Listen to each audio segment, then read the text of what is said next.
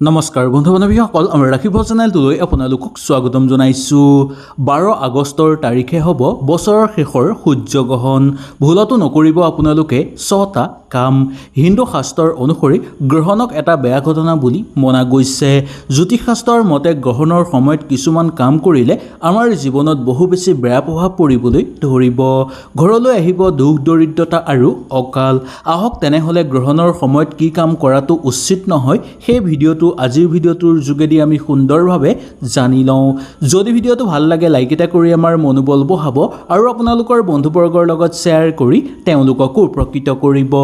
1 নম্বৰটো, গ্ৰহণৰ সময়ত কেতিয়াও ভগৱানৰ মূৰ্তি বা ভগৱানৰ ফটো চুব নালাগে। তুলসী গছতো কেতিয়াও আমি চুব নালাগে বা তুলসী গছৰ কেতিয়াও আমি পূজা কৰিব নালাগে। যি লোকে এইদিনা এনে কাম কৰে তেওঁলোকৰ ওপৰত সূৰ্যদেৱৰ পৰম দুখ লগা বুলি মনা যায় শাস্ত্ৰৰ অনুসৰি।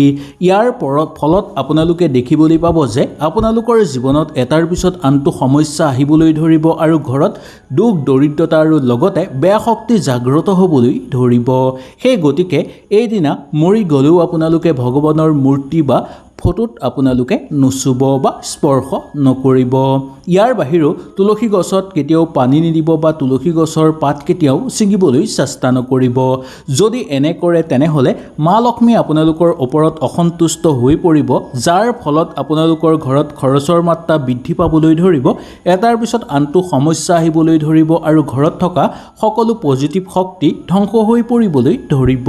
2 নম্বৰটো, গ্ৰহণৰ সময়ত সৰু ল'ৰা ছোৱালীৰ প্ৰতি বিশেষকৈ আপোনালোকে নজৰ ৰাখিব লাগিব বা বিশেষকৈ 15 বছৰৰ তলৰ সৰু ল'ৰা ছোৱালীক আপোনালোকে চকু দিব। জোৰ কৰি বাহিৰলৈ যাব বিচাৰিলেও আপোনালোকে যাব নিদিব। এই সময়ত খালী চকুৰে কেতিয়াও তেওঁলোকক ওপৰলৈ চাবলৈ দিয়াটো উচিত নহয়।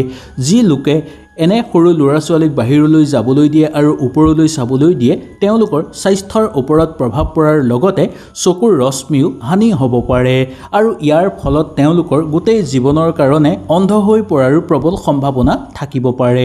সেইকাৰণে গ্ৰহণ চলি থকাৰ সময়ত কেতিয়াও সৰু ল'ৰা ছোৱালীক বাহিৰলৈ যাব দিব নালাগে, বিশেষকৈ 15 বছৰৰ তলৰ।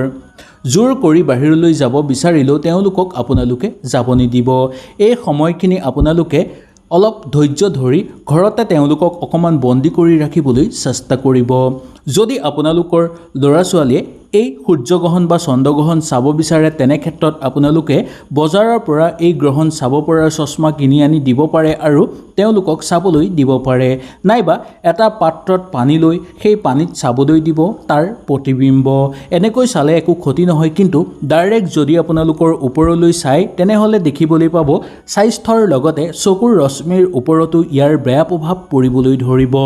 ইয়াৰ উপৰিও গ্ৰহণৰ পৰা ওলোৱা বেয়া ৰশ্মিয়ে তেওঁৰ শৰীৰত প্ৰৱেশ কৰি তেওঁৰ স্বাস্থ্য বহু পৰিমাণে হানি কৰি তুলিবলৈ ধৰিব। 3 নম্বৰটো, গ্ৰহণৰ দিনা ভুলতো নতুন কাম আৰম্ভ কৰাটো উচিত নহয়। এই কথা মানি চলিলে আপোনালোকৰ বহু ভাল হ'ব। শাস্ত্ৰৰ অনুসৰি কোৱা হৈছে যে গ্ৰহণৰ দিনা কোনো মাংগলিক অনুষ্ঠান কৰিব নালাগে। ইয়াৰ বাদেও কোনো নতুন কামত যোগদান কৰাটো উচিত নহয় বা ঘৰতে কোনো নতুন কাম আৰম্ভ কৰাটো উচিত নহয়। এই কথা আদিম যুগৰ পৰা চলি আহিছে। গ্ৰহণৰ সময়ত এনে কাম কৰিলে আপোনালোকে সফলতাৰ পোৱাত বহু কষ্ট হ'ব বা সফলতা আপোনালোকে নাপাবও পাৰে আৰু যি কৰ্মত আপোনালোকে হাত দিব গ্ৰহণৰ সময়ত সেই কৰ্মত আপোনালোকে সফলতা পোৱাটো দূৰৰ কথা, সকলো দেৱ দেৱীৰ আশীৰ্বাদো লাভ কৰিব নোৱাৰিব। সেই গতিকে গ্ৰহণৰ দিনা কোনো নতুন কাম আৰম্ভ নকৰিব, কোনো মাংগলিক অনুষ্ঠান অনুষ্ঠিত নকৰিব আৰু ইয়াৰ উপৰিও গ্ৰহণৰ দিনা আপোনালোকে কেতিয়াও কোনো শুভ কাম কৰাটো উচিত নহয়। গ্ৰহণৰ সময়ত কেতিয়াও ৰন্ধা বঢ়া কৰিব নালাগে আৰু ৰান্ধি থোৱা বস্তু কেতিয়াও গ্ৰহণৰ দিনা ঘৰত ৰাখিব নালাগে। যদি আপোনালোকৰ ঘৰত গ্ৰহণ লগাৰ আগতেই কিবা বস্তু ৰান্ধি থৈ দিছিল তেনেহ'লে সেই ৰন্ধা বস্তুৰ ওপৰত আপোনালোকে তুলসী পাত দি ৰাখিব, নাইবা বেলপাত দিও আপোনালোকে ৰাখিব পাৰে। তেতিয়া গ্ৰহণৰ বেয়া ৰশ্মিয়ে আপোনালোকৰ সেই খাদ্যৰ ওপৰত প্ৰৱেশ কৰিব নোৱাৰিব আৰু সেই খাদ্য খালে আপোনালোকৰ একো ক্ষতি নহ'ব। যদি গ্ৰহণৰ সময়ত ৰন্ধা বঢ়া কৰে তেনেহ'লে সেই ৰন্ধা বঢ়া বস্তুৰ ওপৰত গ্ৰহণৰ বেয়া ৰশ্মিয়ে প্ৰৱেশ কৰিব আৰু সেই বেয়া ৰশ্মি আপোনালোকৰ শৰীৰৰ ভিতৰত প্ৰৱেশ কৰি আপোনালোকৰ স্বাস্থ্যৰ অৱনতি ঘটাবলৈ ধৰিব। সেইকাৰণে গ্ৰহণৰ সময়ত ৰান্ধিব নালাগে আৰু একো বস্তু খাব নালাগে। আদিম যুগৰ পৰাই গ্ৰহণৰ সময়ত এনে পৰম্পৰা চলি আহিছে বুলি মনা গৈছে। ইয়াৰ কাৰণ হ'ল গ্ৰহণ লগাৰ সময়ত বেয়া শক্তিয়ে ক্ষতি কৰিবলৈ চেষ্টা কৰি থাকে আপোনাক আৰু আপোনাৰ শৰীৰটোক। সেইকাৰণে গ্ৰহণৰ সময়ত নোখোৱাটোৱেই ভাল। গ্ৰহণৰ সময়ত কেতিয়াও শাৰীৰিক মিলন কৰাটো উচিত নহয়। শাস্ত্ৰৰ অনুসৰি এনে কাম কৰাটো বহু ভুল বুলি মনা গৈছে। এই সময়ত মিলন কৰিলে মিলনৰ ফলত যি সন্তান জন্ম হ'ব সেই সন্তানৰ ওপৰত বেয়া প্ৰভাৱ পৰিবলৈ ধৰিব। গৰ্ভৱতী মহিলাসকলে এই সময়ত কেতিয়াও বাহিৰলৈ ওলাই যোৱাটো উচিত নহয়। সেই গতিকে এই সময়ত আপোনালোকে মিলনৰ পৰা যিমান দূৰত্ব বজাই ৰাখিব আপোনালোকৰ কাৰণে ভাল হ'ব।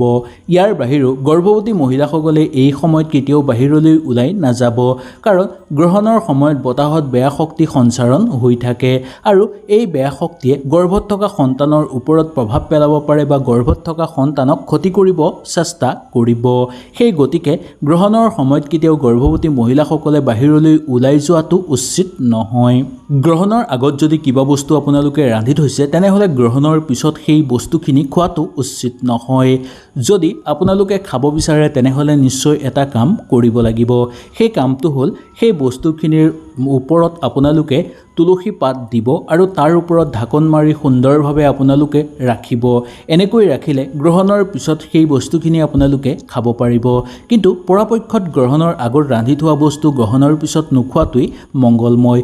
যদি আপোনালোকৰ পেলাই দিব নোৱাৰে বা পেলাই দিয়াটো উচিত বুলি নাভাবে তেনে ক্ষেত্ৰত আপোনালোকে সেই ৰন্ধা বস্তুৰ ওপৰত তুলসী পাত এটা বা দুটামান দি আপোনালোকে ঢাকি সুন্দৰভাৱে থৈ দিব। পিছত আপোনালোকে সেই তুলসী পাতটো আঁতৰাই সুন্দৰকৈ আপোনালোকে খাব পাৰিব। গ্ৰহণ শেষ হোৱাৰ পিছত আপোনালোকে গোটেই ঘৰত গংগাজল ছটিয়াটো উচিত। যদি আপোনালোকৰ ঘৰত গংগাজল নাথাকে তেনেহ'লে বিশুদ্ধ পানীৰে গোটেই ঘৰটো আপোনালোকে ছটিয়াব। ঘৰৰ বাহিৰতো পাৰে যদি বা ঘৰৰ সন্মুখ ভাগতো যদি পাৰে গংগাজল ছটিয়াই ঘৰখন পবিত্ৰ কৰি ল'ব। ইয়াৰ পিছতেই আপোনালোকৰ পূজা ঘৰ সুন্দৰকৈ মুচি পবিত্ৰ কৰি লোৱাটো দৰকাৰ। তাৰ পিছত আপোনালোকে পূজা ঘৰত চাকি বন্তি জ্বলাব পাৰে। এনেকৈ কৰিলে গ্ৰহণৰ বেয়া ৰশ্মিয়ে আপোনালোকক ক্ষতি কৰিব নোৱাৰিব আৰু যি বেয়া ৰশ্মি আপোনালোকৰ ঘৰত প্ৰৱেশ কৰিছিল সেই বেয়া ৰশ্মিয়ে কেতিয়াও আপোনাক অশান্তি বা ক্ষতি কৰিব নোৱাৰিব। সেই গতিকে গ্ৰহণ অন্ত হোৱাৰ পিছতেই গোটেই ঘৰত গংগাজল ছটিয়াই ঘৰখন পবিত্ৰ কৰি লোৱাটো উচিত। গ্ৰহণৰ দিনা ভুলতো তেল মালিচ কৰিব নালাগে। সৰু ল'ৰা ছোৱালীয়ে হওক বা ডাঙৰ লোকেই হওক কেতিয়াও তেল মালিচ কৰিব নালাগে গাত। এনে কৰিলে গ্ৰহণৰ বেয়া ৰশ্মি আহি আপোনালোকৰ শৰীৰত প্ৰৱেশ কৰিবলৈ ধৰিব। তাৰ পিছতেই আপোনালোকে দেখিবলৈ পাব যে এটাৰ পিছত আনটো আপোনালোকৰ শৰীৰত বেমাৰে দেখা দিবলৈ ধৰিব। সেই গতিকে এই একদিন আপোনালোকে তেল মালিচ নকৰাটোৱে আপোনালোকৰ কাৰণে মংগলময় বুলি মনা গৈছে শাস্ত্ৰৰ অনুসৰি। হয়তো এই ভিডিঅ'টোৰ যোগেদি আপোনালোকে সুন্দৰভাৱে বুজি পালে। যদি কিবা অসুবিধা পালে নিশ্চয় মোক তলত কমেণ্ট কৰি জনাব। তেনেহ'লে আজিলৈ আপোনালোকৰ ওচৰৰ পৰা বিদায় লৈছোঁ। কালিলৈ পুনৰ আপোনালোকক লগ পোৱাৰ প্ৰতিশ্ৰুতিৰে আজিলৈ নমস্কাৰ।